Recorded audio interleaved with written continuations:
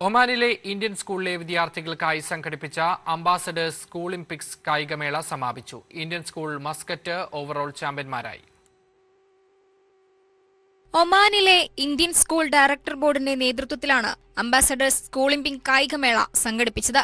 Indian സ്കൂളുകളിലെ 3000-ലധികം വിദ്യാർത്ഥികൾ 2 ദിവസത്തെ കായികമേളയിൽ പങ്കെടുത്തു. Indian school Muscat, Indian school Wadi Kabir, Indian school Seeb, Indian school Bausher എന്നീ 4 ഇന്ത്യൻ സ്കൂളുകളിൽ വെച്ചാണ് മത്സരങ്ങൾ നടന്നത്. ട്രാക്ക് ആൻഡ് ഫീൽഡ് ഇനങ്ങൾക്കും വിവിധ ഗെയിമുകൾക്കും പ്രാധാന്യം നൽകുന്ന വാർഷിക കായികമേളയായാണ് ഇത് സംഘടിപ്പിക്കുന്നതെന്ന് Indian school director board chairman Syed Ahmed Salman പറഞ്ഞു.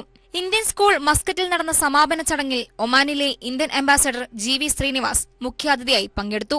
Oman Indian schools director board chairman Syed Ahmed Salman, Sohar International CEO Abdul Wahid Al Murshadi, Oman Air regional manager Yasir Mahdi എന്നിവരും ചടങ്ങിൽ പങ്കെടുത്തു. മത്സരങ്ങളിൽ ഇന്ത്യൻ സ്കൂൾ മസ്കറ്റ് ഓവറോൾ ചാമ്പ്യനായി. Indian school Bausher runners up സ്ഥാനം നേടി. Kairali news, Oman. Focus International Oman ടീമും We Help blood donors Oman സംഘവും ചേർന്ന് രക്തദാന ക്യാമ്പ് സംഘടിപ്പിച്ചു. ബൌഷർ ബ്ലഡ് ബാങ്കിൽ സംഘടിപ്പിച്ച ക്യാമ്പിൽ 70 പേർ രക്തവും 10 പേർ പ്ലേറ്റ്ലെറ്റും ദാനം ചെയ്തു.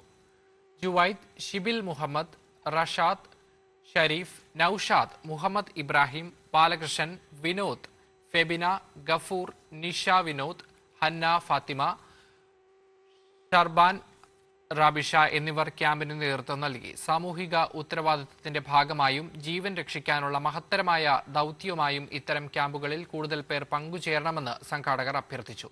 ഒമാനിലെ വിവിധ പ്രദേശങ്ങളിൽ സമാന ക്യാമ്പുകൾ സംഘടിപ്പിക്കാൻ പദ്ധതിയുണ്ടെന്നും സംഘാടകർ അറിയിച്ചു.